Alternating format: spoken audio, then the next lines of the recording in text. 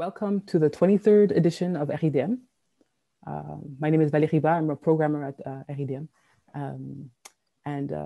As you know, this is an online edition of the festival. And as well as virtual, institutionally speaking, this discussion is taking place on Kanien'kehá:ka territory on an island known as Tiohtià:ke, also known as Montreal. And this has been the meeting place of First Nations, the original keepers of this land.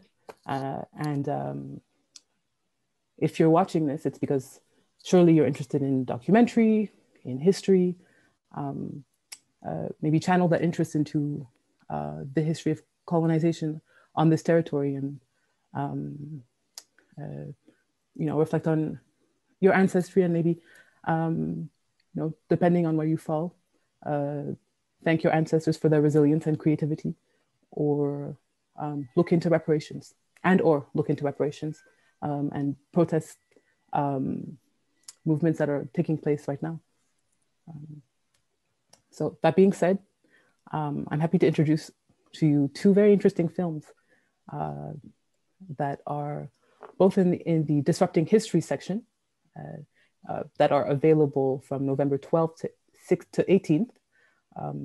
These films and their filmmakers are 84 by Daniel Santiago Cortez. Hi, Daniel. Welcome. Hi. Hello. And we also have Duo, representing a collective, I understand. Olivier Marbeuf and Louis Henderson, representing the film Ouverture. Hi, Olivier. Hi. And Louis. Hello. Welcome. Hi. Thank you. So I'd like to start with a description of each of your films, but please feel free to supplement, if I don't get it quite right. But your films, as I see them, we have 84, which is an interesting dialogue between two very different films. One, a documentary around indigenous resistance leader Alvaro Ulque Chokwe. I hope I'm getting it. Okay. What happens in this film is a very interesting resonance and a reading of both, or a reading of history through two different films that were produced in the same year, 1984, titular year. And Ouverture, how do you describe this film? I mean, yeah, that's the point. Right? That's really the point. Exactly. Yeah, it's so many things. It's you could think of one entry point as a retelling of the history of Toussaint Louverture, Haitian revolutionary, by way of the interpretation and translation of Édouard Glissant's play Monsieur Toussaint. And then what you have happening is, so many processes. You have conversations and theater, Creole rap, singing. It's a lot of things, and the form and the content have just an interesting relationship there. So, anything that you would like to add to these descriptions, please? I think you really point concerning Ouverture, what is not the problem, but what is the real nature of the project is really hard to describe. But I think it could be a project to create something hard to describe. But let's say that it's not a problem that we can't really describe the film, because I think the film try in this process of becoming a film, becoming also an object hard to describe. So it's okay. Mm. It's an experience that people have to live, because I think different person will say different things seeing the films. And even the synopsis that you create is just because you have to do so. But I do think that even for us, it's quite difficult to describe what it is. Yeah. I like your use of the word experience. It's so much process happening. Yeah, the name of the film is Ouverture. That means openings in plurals. Right. So that means that is more from where you can imagine things than think that is representing something. So it's more creating conditions of reflecting about the history of the present moment, the Caribbean's different issues. But the film become a kind of, an experiment to live, and somewhere a kind of space to go through. But the more we are working and talking about the film with Louis and other members, the more I really feel that it's really a place from where, so it's a kind of perspective, a place from where you can reflect about some question of nowadays, and also the historical question too. And speaking of which, I mean, I would love it if you could describe to us, you know, a bit more in detail about the space. I mean, the where that this film was produced, you know, whether the mental, emotional, intellectual space that it was, and physical space that it was created in. Some background on the film. Yeah. I can give some background. I mean, well, the project initially began because of, you know, I say this all the time, but it's kind of the truth really, an intellectual engagement with the history of Haiti. It was around 2013, I was reading a book by C.L.R. James, I mean the famous The Black Jacobins, the history of the Saint-Domingue Revolution and Toussaint Louverture by C.L.R. James. And then I became very interested in the fact that actually James had written a play as well about Toussaint Louverture. And initially the project was supposed to be looking into how James had written this very important historical narrative about the history of the Haitian Revolution, but also that he decided to put it into theater as well, in a different piece of work, and to try and see the kind of, the sort of dialogue, I suppose, between the work of historical narration and the work of theater, and where those spaces could kind of meet. Then I proposed this film to Olivier, and it was Olivier that came in almost immediately with saying, like, initially, you're probably not ready to go and make this film because you've never been to Haiti. And also this question around, you know, well, for me, for my part anyway, as a white European, you know, what does it mean just to go to somewhere where we've not been before and make films, right? So it became in this important question then about how are we going to work this situation out? How are we going to make a film that's not just, you know, recording our own impressions about Haiti and its history? How do we make a film with people from Haiti rather than about people from Haiti?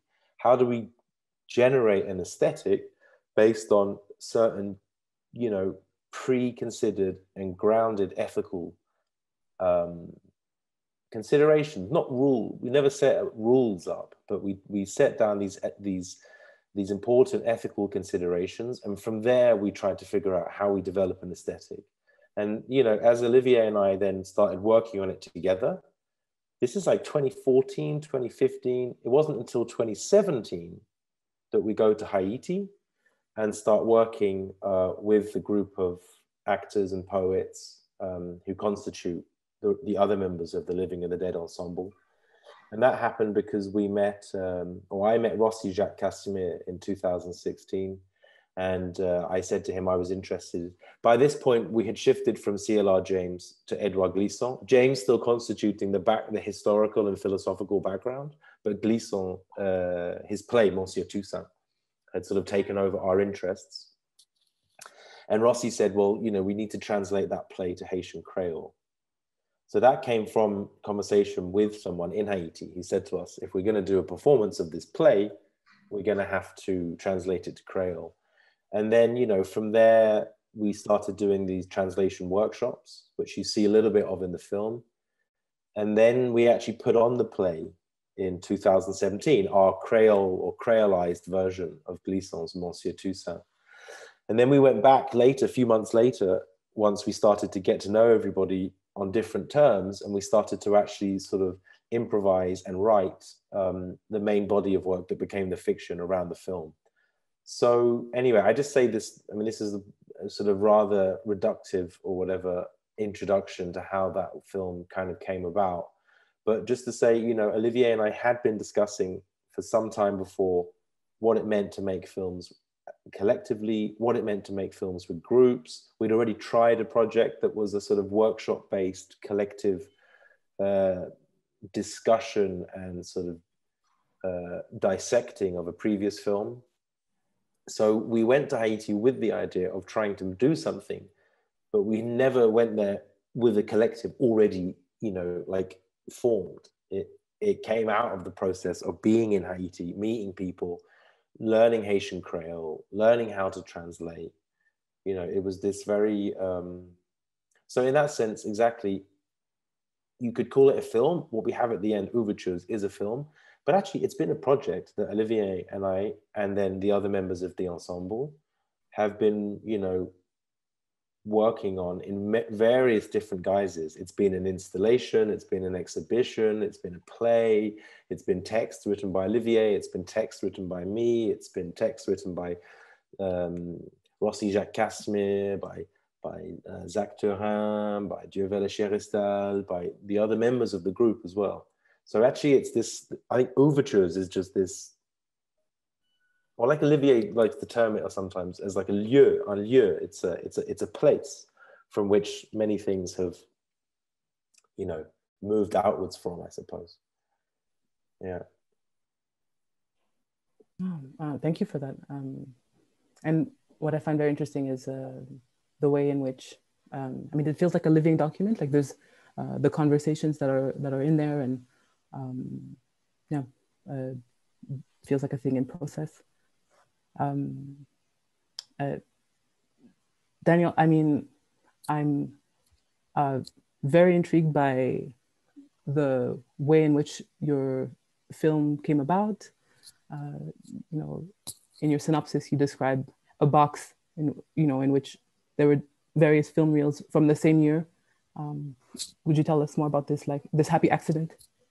Yeah, this film begins by chance. My grandmother died, and I found in her old house full of old things, I found a little box which contains like 15 Super 8 films. So I keep this, and I kept it for like 2 or 3 years till I was able to make the transfer. So when I make the transfer, I discovered that there were 2 films. On one side, a fictional film about an assassin in Bogota City, which goes hunting his victim until it murders him. And on the other side, a documentary, Images, which film an indigenous burial. So I just saw that, and I had the feeling that I can make a film with these 2 sides of something, but it doesn't have any weight at that time. But I started watching slowly the images in the documentary film, and I discovered this was the burial of Álvaro Ulcue, the first indigenous priest in Colombia, who was a spiritual and political leader who moved in a region which name is Cauca, here region which is inhabited by Nasa community. He was the leader of a process they named giving freedom to the motherland, which means recovering old places, all big lands owned by landowners, which belong to the indigenous community originally. So in this process of going there and taking back their lands by force, 300 people, 400 people, getting to a farm, a private farm, and regaining that terrain was the process that Father Álvaro led. So this put him in the eye of landowners, paramilitary groups, and government forces, which are part of a 500 years ethnocide against indigenous people in Colombia, like all around the world. So when I saw this was like, oh my God, these images have never been seen before. I don't know how they get in that box. I don't know how my grandmother get those images. So I start looking for the author, him or her. I start talking with NASA authors, NASA filmmakers, with indigenous filmmakers, theorists here in Colombia about cinema, but nobody know who shot these images. So I started studying a master's degree, a documentary master's degree, and at the same time, Colombia started its last peace process. We've had a history of failed peace processes in all 20th century, and this time it was like the chance, the hope that something could change. For the first time, that country, which was divided in two, sit in a table and say, let's make peace, let's talk. So I didn't see this with much hope because I know that history in this country is like a cycle. It's like a spiral. Yeah, it repeats itself. So the previous peace agreements were broken because of the broken promises by the government, which later led to bloodbaths. And it was like that in year 1984, when for the first time, leftist guerrillas and government sit and dialogue. Guerrillas give their weapons, form a political party, which was exterminated in the years after the peace process. And that came along a new cycle of violence. So I wasn't really hopeful of this peace process. I was more like suspecting about it. And when the government and guerrillas were seated in the dialogue, very silently started an anonymous killing of social leaders of any kind in little towns all around our country. Started to being killed, these leaders. And I felt this was like a premonition of the repetition of that story that already took place in 1984. So at this point, the two films I had were like Colombia, like the country, because the peace process was voted in a referendum which says, yes, we want peace process, or no, we don't want peace process. This referendum, the no wins this referendum. The country said, no, we don't want any peace process. And the major voting for no was in the cities, less affected by violence than the countryside. The countryside said, yes, we need the peace process. So at this time, these two films were almost like two faces of a same coin. A country which can, in a city, play death, invent a fiction about death, make it some play, while at the same time in the countryside, that indifference in the city kills many, many leaders.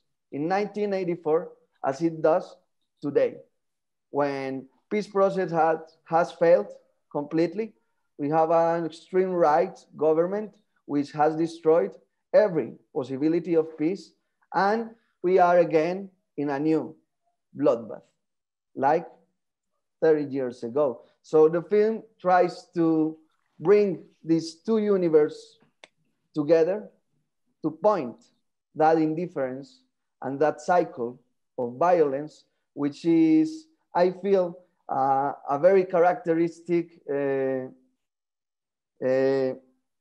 don't know, aspect of Colombian history. Repetition, repetition, repetition. That is, I'm sorry, I'm a little Yeah, Thank I've you. never nice. speak about my film before, so That was hugely informative. And something you said, history as a cycle, or or two sides of a coin. I mean, it's interesting that you represented this shape of history in your film. And I'm wondering, I mean, Louis and Olivier, like the way that in which you represent time and space in your project. I mean, how does that, how does that? Yeah, but there is a kind of organic way of doing. So, as Daniel says, I don't know if it's a positive or negative thing that time is a spiral, but in the Caribbean context, it's really something that is really essential in a lot of poetical references and also imagination. That means that is not a circle. A spiral is also a possibility of transformation in the repetition. And so the notion of repetition is also coming really a lot from the storytelling in the Caribbean context and Caribbean poetry. So the sonic dimension. But I would say is that the film is hard to describe in a certain way. It's hard also to know when and where it begins. We don't know if the beginning of the film, we don't know if the middle of the thing. I do think that there is that notion of time also is not organized in that kind of structure of the past, present, and future as in the Western epistemology. We are permanently in the presence of the past, the presence of the future, and the presence of the present. There is a kind of multi-time, always and multi-potentiality of the time. So this is that with the film. That means that the main organization of doing the film is not, at the moment we work with Louis totally, I would say, inside the film, inside the process of making the film. That means a bit overwhelmed, and I will talk also about a film as hallucination. Accepting that the production of the film is normally a way to organize and control a situation, to make something with, to represent it. In that case, there is a really clear agreement on not trying to control the situation. So the film is always bigger than the crew. We always work with super small crew. Louis is doing the images. We got something for the sound. I was there. We got 3 or 4 persons being the crew, and really often a lot of people around us. It's really a people film in the sense there is a lot of people in the images, but also always around. You can empty the space in Haiti. There's always a lot of people around. That means that you have to learn to be with the context and not trying to domesticate the context and domesticate people and So you are more trying to adapt in a certain kind of practice of like dance, of capoeira, or in the fighting. You have to find a way your body can work with the situation, because you can't force anything. And it's not in an ethical way, but also in a practical way. There is a lot of shot that we did in the film that is not really possible to do. Shooting in a market, for instance, with a crew in Port-au-Prince is just not possible. And we talk a lot about that with Louis. All the filmmakers that saw the scene in the market says, what the fuck, how you did that? And so it's really the fact that you have to be with the people and to really find negotiation of what is possible and not, and feel it. Not coming down and says, I want that. You can't want nothing. You just have to be there and accept what came to you. And really often, I'm talking about the context of Haiti especially, often you got more than you were expecting, because the world in Haiti, and especially in Port-au-Prince, is much more stronger than a fiction. For us, it's always almost too much. You receive a lot. So you have to accept that. That means that doing the film, we didn't have any consideration exactly with the time. And I think the time of editing out of the experience has been the time trying to reorganize in a way the films, but it was not, okay, that scene gonna be after that, and after that, really often it was really not sure that that thing will stay in the film. You imagine with that kind of film that we got much more, you can imagine that we got much more matter than what is the film, which is already long, but we got a lot of other things that was on our way, and gonna use that matter for shows or for exhibition, for other. So also the existence of the film itself, if we consider the film is more a state of mind instead of an object, will keep on, is still developing itself and will exist in other situations with shows, also with talk, with seminar, with writing, with text. So the time in that case, and I like what Daniel said about, in certain way, a certain kind of synchronization and after a movement of repetition. I think it's more trying to see things inside the rhythm of the time instead of the time itself. That means what repeat itself. Oh, I already saw that, I already hear that. Everything in Ouverture already exists before being in the film. All the conversation are conversations that already happened during the process of making the film.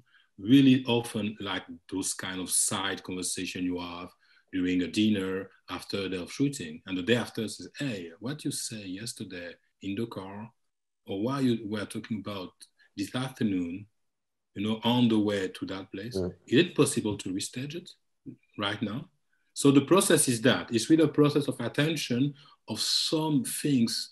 As I think Daniel, when he's looking, I can imagine him looking at this on the matter he's got and trying to see, oh, that I will keep it. Oh, that is interesting. It's the same thing, but with a living matter. That means you are living with a group of people and trying sometimes to, in certain way, edit conversation in real life. Says, oh, you said something really nice yesterday. You remember that? Yeah, but okay, let's try to do it again because I think it have to be in the film, not outside of it, you know? So it's really that idea of trying to be in a certain kind of state of mind, state of openness with what's happening around you, that kind of sensibility. That's why when we shot with Louis in Haiti, we were totally exhausted at the end of each day. It was really, really, really, because there is that tension of being attentive of so many things, including some danger, because Port-au-Prince is not an easy city, but not only about other things can happen in the film. And moment there is a poet coming telling a kind of that really strong text, you know, about Napoleon. And it's happened exactly as it is in the film. The guys came, he was a friend of one of the actors. He says, okay, I'm an actor too, but you know, you got your team. But says, yes, but a lot of people are actors in Haiti. Says, yeah, I know some text. And instead of asking me, do you want to listen to me? The guy is big in front of us telling his text. Says, okay, come on. We went to the beach and we shoot him exactly as the text he said 5 minutes before. So there is a process of accepting also what is bumping in the film, you know, in the process of making your film. Accepting that somebody can enter in the film, says, I have something to say. Okay, let's say it. So the film is like that. So the time of the film is really hard to define because it's really a time of attention and trying to, yeah. Can I just jump in quickly and just say just one thing about, because also, I mean, that's interesting to think about the time, also like this notion that we spent a lot of time, right? Like we would spend months there, for example, and a lot of people might go to Haiti and they might just spend like 2 weeks, you know, and they have a script they wrote in France and their production company got the money from the CNC and they buy the flights and they get to Haiti and they get actors, they do, you know, like whenever they choose their actors and they just rehearse and they shoot and then they go back to France. They make the film in France. We did the opposite. Like we spent 3 years basically backwards and forwards trying to figure stuff out. So we afforded ourselves a lot of time and we kept going back and back and back. And also one important thing I think happened a lot was this constant process of rethink. Like each time we went to Haiti, we had to rethink what we had done before and we had to redo it. Like actually some scenes we redid them and we would always, there's always this thing about repetition. And that was interesting because Daniel talking about Colombian history being like this constant repetition, these cycles coming. And obviously in our film, Ouvertures, we have this form of the spiral gets spoken about quite a lot. So for us, it was this question as well then. And also I like that word répétition, which in French, répétition is the word for rehearsal, right? Which we in English for rehearsal, obviously, well, we know this. And so that idea of repeating and rehearsing And then this sort of gets back to theatre, and then this gets actually into, it's quite common across various different Caribbean authors, right? Notably Edouard Glissant, who we work with at the film, also Franck Etienne, who's a Haitian poet and writer, painter, bodybuilder. We met Franck Etienne, and he's a very interesting character. Anyway, so there's Franck Etienne, Edouard Glissant, but also in the work of like Wilson Harris, also somewhat in the work of, I don't know, there's lots of different authors we can think about. Same with Chamoiseau too, the notion of repetition. But this idea of the rehearsal, I mean, I just finished reading a book by Wilson Harris called The Infinite Rehearsal. And I think the infinite rehearsal is actually such a nice way to think about how we were afforded time in that film to kind of how we could do these repetitions, and how then the film itself, the film form, becomes a form of repetition. Scenes get repeated, things get repeated. Even at the beginning of the film, you were in the cave, we're in France, we're looking at strata. And when you're looking at strata in the Jura, you're actually seeing a sort of repetition or a spiral. Like you see a fossil, you know? And I mean, fossils also, certain fossils are in the form of spirals. And also the fossil is something which has been living before. And then once it gets experienced through its fossilized presence, like when it's a living fossil, that's the past repeating itself in the present, right? And I think our film takes the form of that. It's like a spiralistic fossil. It's actually what Wilson Harrison calls carnival time. So I think time in our film, I'm not from the Caribbean. Olivier is, he's from Guadeloupe. The other members of the ensemble are from Haiti. For people, let's say, coming from the Caribbean and from that literary perspective, that's something that's probably already part of that those thought processes. I mean, all the guys from Haiti in the group, they write and they read poetry. So that sense of time is already there. For me, it was more like getting into that through reading these authors, Glissant, Franck Etienne, Wilson Harris, people like that.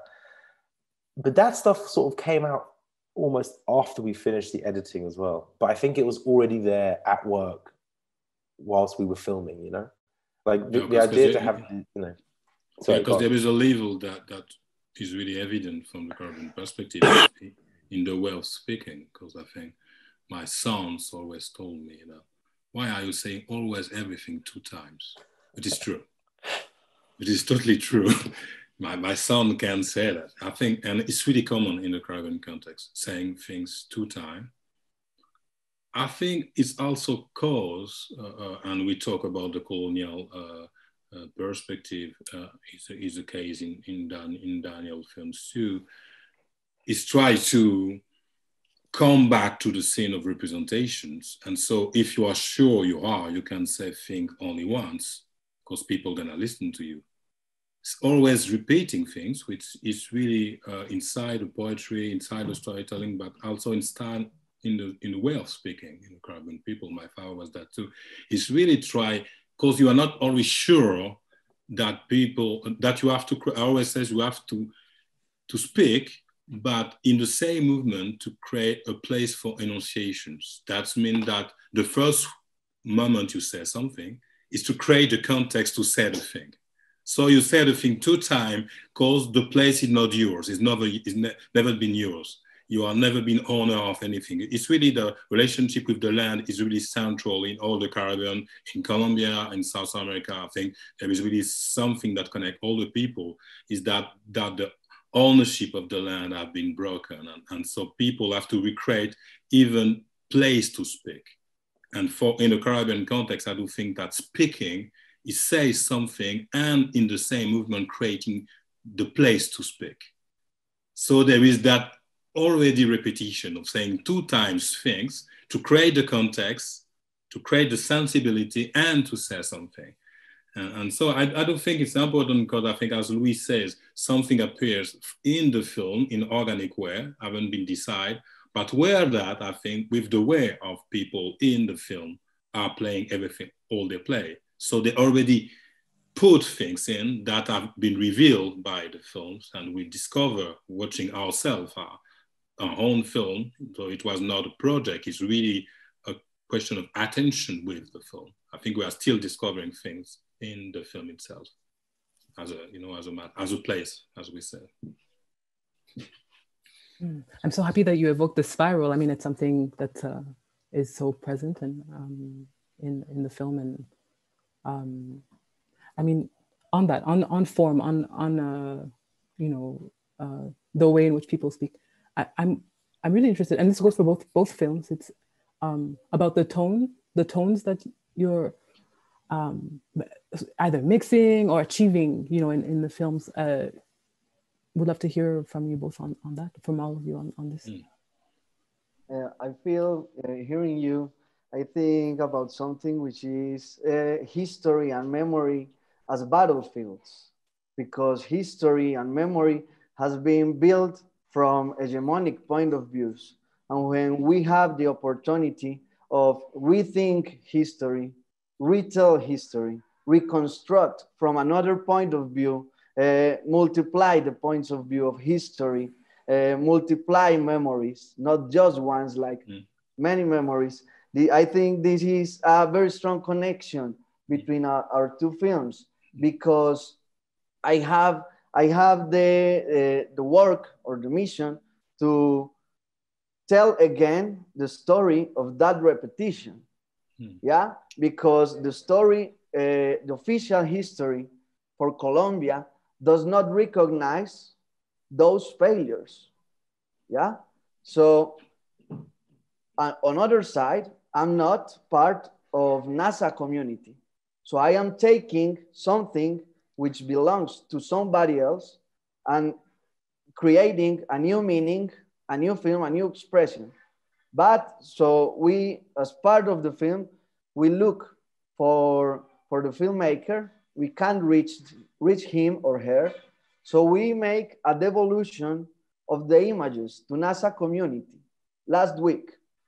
And is in this place where I think the real purpose of these images that by chance came to light, present to me, and now are back where they belong, is to be watched again and again and again, and being told and transforming different stories once and again and again and again by different people. I think this is very powerful, and I loved in your film that collective work, because I feel is a way of making resistance to hegemonic production even.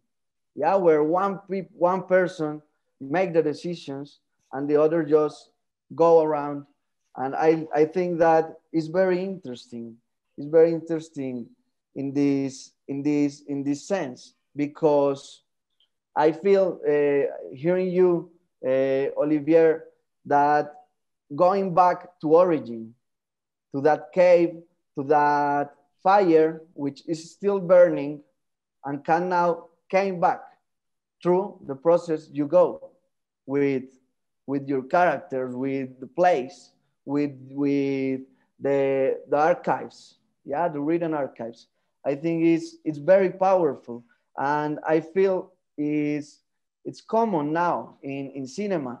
I feel it's common in documentary cinema. This going back to origin in order to make questions about today, about our present.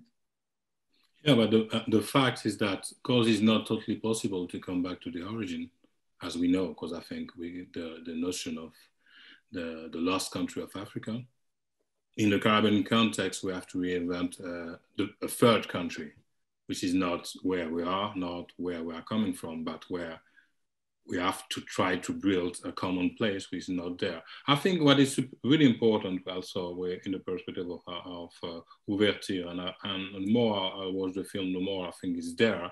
It's really a film that's talking about a place which is not already there, a kind of utopia. Saying that, okay, we know the story as it is. We know how it has been told. We have tried to tell in other way, but not only the process of reparation for me is not a coming back to the original totally. It's coming to a third place, because things are like that. And as Lisson Ode said, even if it created a lot of tension with the African-American scholar about that question, but he says, okay, now the slavery happened. So we are after that moment. We can't come back. We can't repair that, but we have to reprocess that to create a future. And exactly at that place is not an easy task, because I do understand. I just wrote a text and an interview with somebody about the idea of killing the slave in you. This is the process of the Caribbean imagination. Be able to become somebody else. That means to kill a part of yourself, which is the hardest task that you can have, because it's not only trying to come back to what you are, because a part of what you are is toxic. The slave in you is a toxic part, so you have to keep the memory of that in the powerful way, but it also being partly humiliation. And when you know that context, in Mafani, I know that, not everybody is able to use that matter of the past in a positive way. A lot of people in my family hate the idea of being slave descendant, because they don't have tools to transform themselves to something else. So I do think I got the chance, as the people on the whole people of the ensemble, all together, we got the chance to reinvent who we are from different perspectives to go to somewhere else. This is the chance that we have of making film or making art. But I have to say, I'm coming from a popular background, and I have to say, it's not the case of everybody. So we have a really serious task to propose something to other people, because it's the job and the fix we choose for our life is to do films. And our films have to be proposal not only for us, but also for other people, a proposition of a possibility of a small path to a certain kind of transformation. And I do films that there is a super important process of transformation for the people from that region. We can't come back, and we can't keep on in the way we are. We're suffering too much in the past, and we don't want to suffer as we suffer now. So we need something else with another way back. It's a process of transformation. But I do think with the film and with all the activities we did around with the ensemble, I do feel that we are living, even if it can be dramatic in certain aspect, we do live a really interesting moment of consciousness. I think the young people on the South now begin to really create conditions, and even in the global North, the people, it's really different when I'm beginning 20, 25 years ago. We were really alone, and it's not the case now. I think there is something happening. That's why people are so hard with us. That's why when the Colombian government are so hardcore and refusing the peace, it's because a process is happening. That's why the far right is almost everywhere in the Western countries. That's caused something happening. We opened the Pandora box, and now we got a really strong task to do. We have to keep on. Because in front of us, there is also people that refuse what we propose. That the new mediation of the story, we forget sometimes that in front of us, people won't say, okay, you're right. We have to reconsider all the whole story. They say just no. In France, at the very moment, it's what happened to us, and it's super surprising. People say, okay, now you stop with your shit. Really, you stop it. We're gonna write some laws. And so you can be an academic talking about that. Now, since a few days, you can film a policeman, and you can broadcast images of policemen in activities. So now they're super clear, because there is no other option for them to save their privilege, to propose a kind of fascist frameworks. We are really, now things are clear. So we did our job, but we have now to keep on creating some imagination for people. So that's why I think it's super important, and in certain way, it's a really big task. And so we have to be in certain way humble in one hand and courageous in the other hand, because it's gonna be long. So I do think that what you did in a Colombian context is super important, because I think it's really totally unknown, that part of the Colombian histories. It has been totally blind for most of people. When talking about Colombia, nobody will talk about indigenous people. Nobody will talk about that. So they did that. The state did its job to raise a part of the stories and to create the image that they want to have. So I do think that, yeah, it's a bit task us. Sometimes I feel we are on the right way, but it's also a dangerous way, I think so. I think so, Olivier. You know, I mean, under normal circumstances, we would be in a room surrounded by people, you know, there'd be energy there, you know, but in the absence of that, if you have questions for each other, you know, would love for them to emerge now. Yeah. And perhaps, Daniel, about the reception of your film, when and where you have been screened, it have been already screened in Colombia or not? No, we will have our premiere in Colombia by December.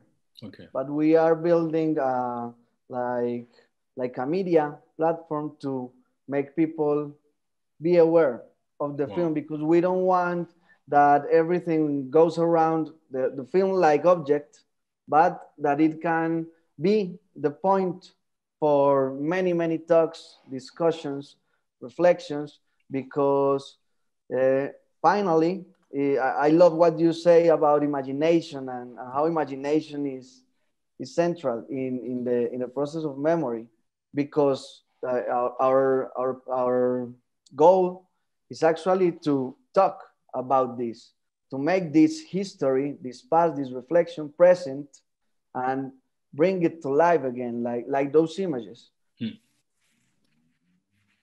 Yeah, so good luck for that. I like the idea of the platform, and I think I already heard also other people doing that in the region. I think in Colombia too, trying to create a film, and also after that a kind of platform to make people discuss with the film.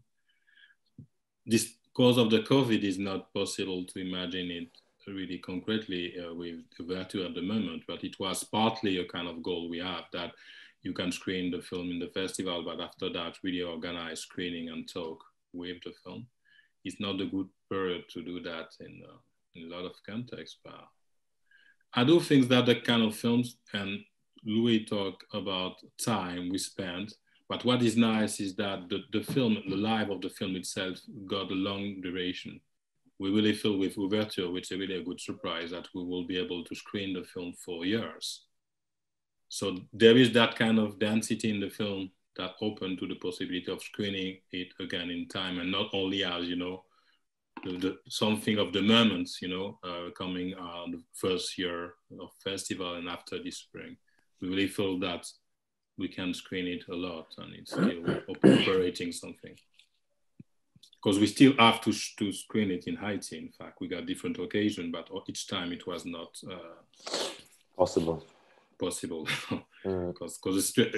Haiti got less problem with COVID than with violence.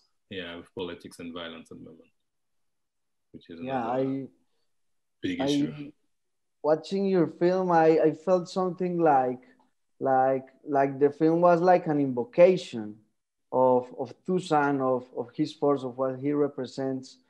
I wanted to know how you deal with the collective construction of the film, with the ideas coming from Haitian members of the collective and the ideas coming from your Western point of view. I want to know, it was a question I have, how that worked, how you found limits or points of encounter between one point of view and the other to telling that same story. Yeah, I mean, that's like, I mean, I would just say as a one way to begin answering it, which is like, you know,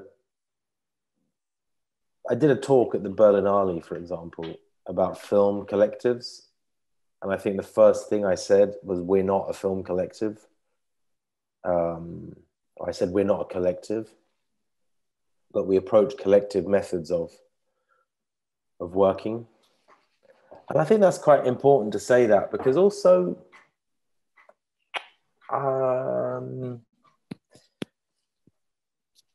because I think with the way that we made the work, there's pretty clear distinctions between the different roles that the people take within the group. Because people have different expertise, people have different time frames, people live in different places, you know, and all that kind of stuff has to be taken into consideration. And so I just want to sort of be clear about that and just dispel the myth somewhat that, you know, that it was like this incredibly engaging collective process from start to finish. I mean, it wasn't. It was definitely very much a film led by me and Olivier, in which we purposely attempted to deconstruct the typical power dynamics within film production. So we were sort of set up to make a film in any, you know, just arrive in Haiti and tell people what to do and to just make a film. We had the idea, we had the equipment, we had the money, we have visas, we have passports, you know, we have all the means to kind of go to Haiti and do a film in that ordinary sense. And we could have done it years ago. We could have made this film 5 years ago. But we both decided, or no, maybe not 5 years ago, maybe 6 years ago, no, maybe 4 years ago. But we both decided not to do that by approaching collective methods of working. And we never defined that either. It was always quite a mess, let's say, in some respects, in the sense that we didn't have like a formal working method of like, we're going to sit here and we're going to discuss and we're going to, you know, we did that too. We did some sessions were like that, like how it began. We were doing these translation workshops around the table in the art center, Centre d'Art in Port-au-Prince. That was all in French. I do speak French, but obviously Olivier speaks much better French, and the Haitian members of the ensemble speak better French than my French. So in those first sessions, for example, a lot of that was really led by Olivier and the Haitians, and I was starting to think about what things to film, you know. So at some points we would break off, you know, like when in December when we did the production of the play, again, that Olivier took that part kind of on board, and I was trying to concentrate on the film production stuff. So Olivier would be kind of working, you know, trying to figure out the different scenes and the direction of the mise en scène for the play, and then I would be trying to figure out what things we could eventually film for the film. So in that instance, we would kind of divide up somewhat, but we're both always present. Olivier's also always there when we're trying to decide where we're going to shoot, what we're going to shoot, all this stuff. And then when we're doing rehearsals, I'm there as well. But sometimes Olivier's directing the way the rehearsal would go, and then I will be filming. And that's how we work together in some respects. But then later, for example, like Olivier already mentioned, there's this thing which we do where some people are like having conversations. No, we're always having conversations in the evening after shooting, whatever, and we're riding in a bus from, you know, one place to another, and someone starts talking about something which we find particularly interesting, and then, you know, someone says, hey, I disagree with what you're saying, or I can extend it further, and then we would say, this is quite a good, you know, idea to include into the film. What do you think? And they say, oh yeah, that's interesting. And then that evening, let's say Leonard and James go back to wherever we're staying, and they decide to write something together on the question of the spiral and its relationship to Haitian literature and Creole, Haitian Creole. Then that text gets, you know, rehearsed the next day, but we rehearse it through filming. So then that's when I think, for me anyway, the most exciting moments of collaboration start to come up, which is when we kind of put those texts into practice through rehearsal, which we shoot, which is then basically a form of improvisation. So anyway, I'm just trying to explain that it wasn't that like we had this fixed method of trying to, you know, like a sort of model that we borrowed from a film collective. It was actually, to go back to what Olivier said way at the beginning, it's more a sort of organic development of that process. And I think we kind of reach it through working and through rehearsing and through trying things out. And, you know, yeah, it was all, anyway, also just this question, I think, of Olivier and I, as the people that initiated the project, to then go through a sort of process of holding back and sort of giving in somewhat and, you know, stepping back a little bit, losing control. Like Olivier said as well, the situations that we were filming were often, you know, the amount of people that we were filming and that were outside of the shot we're filming and that are helping is way, way larger than the people trying to make the shot, which is me, Olivier, and a sound guy. So in those instances, we lost all control. And actually, it was kind of like a gradual process of losing. Actually, I think the film shows that. Maybe that's the one conceptual movement in the film, which is that it begins with this like idea and this gesture to want to do this film about Toussaint Louverture in the archives in Paris. And then slowly as the film unfolds, it kind of gets overtaken by the group, you know? So I think the collectivity, even in the film, kind of forms as the film. It's like the film was like a snowball that kind of started off small and just rolled and rolled and rolled. And melt. And then it melts when it gets to the Caribbean. Yeah, I think there is a process of melting. But I will just adding something that there is a kind of, to go in the same sense of what Louis said, but to answer Daniel also with you, with the dichotomy you create with the Western epistemology and another. What is really weird for me in that Western epistemology, that people are fascinating by the idea of the collective work, but in the Western model. It seems to be a kind of post-communist way of thinking, but the Caribbean model of the collectivity is much more linked to the chaos. And this is the point. Exactly. And so the film is a collective film, but the method is a chaos. Yeah. That means that there is always a need of authority at some point and the need of destruction of authority. And again, so there is frames, broken frames, broken frames. And you know, and that kind of movement of demand of the frames, because I think there is always a certain kind of frame, even if it's really delicate, but to be broken. So I do think that the idea of horizontal collectivity, a super Western imagination, which is totally not mine for a lot of reasons, is really different than what we experiment and what is the way we talk a lot about the question of cacophony, for instance. In the real Western polite collectivity, we are waiting each other to hold a hand to speak. It doesn't exist at all in the Caribbean context. Everybody is speaking at the same time. Sometimes you don't understand how people are able to listen to what the others say. And so that cacophonic movement is a kind of collectivity, is a kind of unpolite collectivity. That way, we did a really unpolite collective film. That means that something are broken, have to be repaired broken. But you know, there is a lot of fight inside a real collective. Why? Because we are living together. This is, for me, the central point that we experiment with Louis. We experiment a common life. It's not only making a film collectively as a job you go. You are living with people. You spend all the evening with them. You're drinking beer. You eat every day with the people. You eat the same food in the same place, taking the same bus when people from the West never take, and you never go there.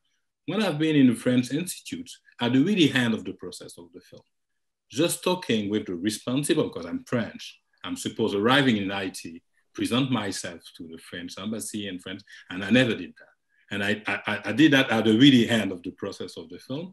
And when I told to the woman in charge of the French representation in IT, everything we did, I was only talking about places that she's considered French people have to be there. He says, it's forbidden, never go there, never go there. So the film is finished now. He says, it's not a project, the film is done. We shot there, we did that, we did that, we did that. So I do think that it's accepting a kind of cow. And as I tried to say just before, inside that cow, inside that kind of permanent earthquake, have a certain attention to what's happening. But you mean it's not with the hand like that. Sometimes you're there, you know, as you are moving in the space and you try to keep in mind something, but everything around you is changing. So I think that idea of collectivity is better, and I'm more based the collectivity in the living in that ensemble on the idea of attention, the attention for the other, but not that kind of political statements. No. Wow, thanks for that, Olivier. And on that, I just want to reiterate some of just the final wrap up, like some of the things that I heard from all of you. The keywords like cacophony, repetition, gradual loss of control, chaos, and I think that these are really interesting paradigms that your films live in, and that your process also model. So thanks again for. Thanks you so much for that. Yeah, perhaps an abrupt end. Thank you.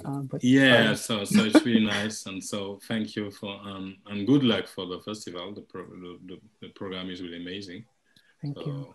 I hope there is a lot of audience with you, and hope the years to come we will be physically with you. Yeah, I definitely hope so. Yeah, we hope so. Yeah. Well, say good luck, a figure cross. For sure. And just for our audience, anyone watching, if you want to see these films, they are both in the Disrupting Histories section, available from November 12th to the 16th. And if you want to engage with the filmmakers, is that something that you're into? Social media or anywhere that people can find you. People can find us. I'll do so. Do your research. Do a good Google, and so yeah. So thank you. Thank you for all. Thank you, Daniel. See you. Bye. Thank you. Thank you. Take good care. Bye bye.